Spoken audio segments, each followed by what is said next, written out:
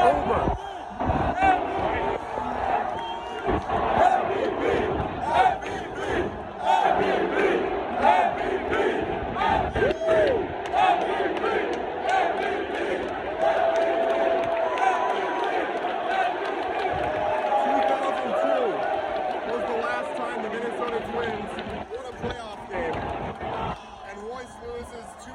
Including a 2-run home run, put us ahead by 3, and the rest was history. I can't believe when Duran gave up the walk in the 9th inning, I was like, this is it right here. So many reasons to be excited about this game. I'm just going to wait until I get into the car to explain the rest of it, because you might not be able to hear any of this.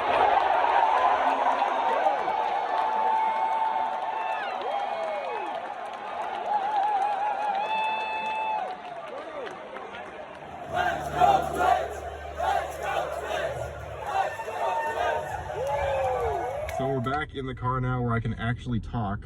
Gwen was at the game as well. So the story is, usually I can take a half day at my work and go right to a game, but my company is putting on this huge conference, so I had to help set up for it today, no exceptions. So I had to stay there until like 4:30, and I was booking it to the stadium after I got out. I literally was running from MOA and driving to the car because I want to see as much as possible. Unfortunately, I missed the 2 home runs, so the scoring plays of the Twins, Royce Lewis hitting both of them. But I stayed for what was obviously the most important part, which is us finishing things off and winning our first game in 20 plus years, our 18 game streak coming to an end. So I got there around the start of the 6th inning, so I only got to watch 4 innings, but I mean, it's all worth it.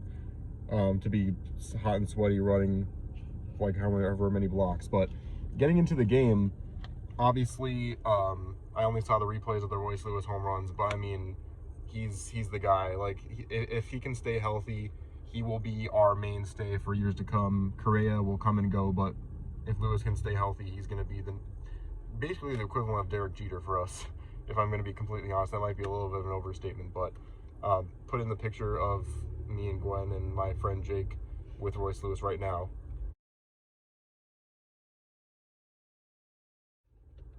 Yeah, so anyway, incredible game for the Twins. Obviously, run support needs to be much better in game 2 and a potential game 3 if we don't win game 2, if we're going to keep winning. But one thing I did not expect in this game when I predicted and made predictions and talked about the keys to the game, I did not expect the bullpen to hold together like it did. When I did my preview yesterday, I basically dragged the bullpen through the mud and said we're basically gonna have to get enough run support to prevent the bullpen from blowing it, and boy was I wrong about that, because we had Louis Varland come in, pitched fantastic for his bullpen outing. I think the bullpen is really a place for him. And then, we came in with Griffin Jacks, and I gotta be honest, Gwen can testify.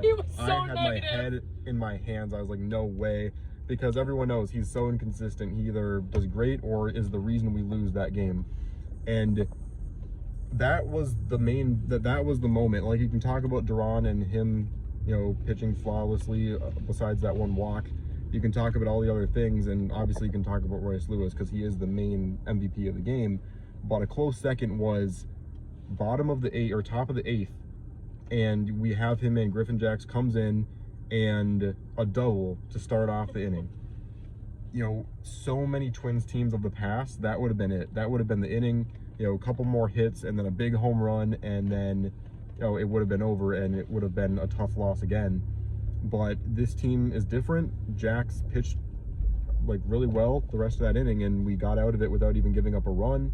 Duran had me scared a little bit there, walking with 2 outs and all that, but it was just a crazy game. So glad that even though I missed part of it, I could still be a part of the first win in 20 years, almost the first win we've had in the 21st century, which is crazy to think about, but we had a couple there at the beginning.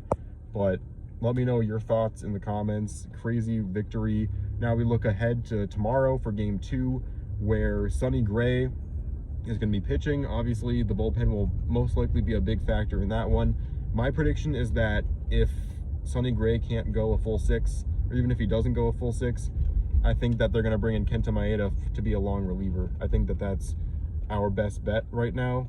If Sonny Gray can't go a full 6, and if he only ends up going 4 or 5, I think we'll do that. But my honest opinion, you know, I feel like I don't want to drag Joe Ryan through the mud too much, but I feel like we need to win game 2 and sweep the series, because if we give the Blue Jays the momentum and they win game 2, and then Joe Ryan comes out there with all the potential he has to give up a lot of home runs, he pitches some great games, don't get me wrong, but that scares me. I've never heard so many negative words about Joe Ryan come out of Connor's mouth. He's obsessed with him. I'm not obsessed with Joe Ryan. I just think he's a very good pitcher. And then he ended up not being a very good pitcher in the middle part of the season, and then he came back and pitched better. But that's beside the point.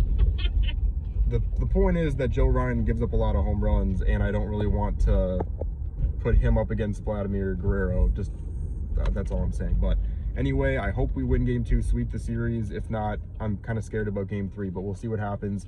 The fact that we even have to be talking about this, about how we need to win the series, is a step in the right direction. And after the playoffs are over, whether we lose in this series, whether we make it on to the next round, I'm going to be talking about how important this one win was, regardless of the outcome the rest of the season. So thanks so much for watching this one. Let me know your comments. It's over. It's finally over. Such a mix of happiness and relief at the same time right now, but let me know what you think. Thanks so much for watching, and I'll see you on the flip side.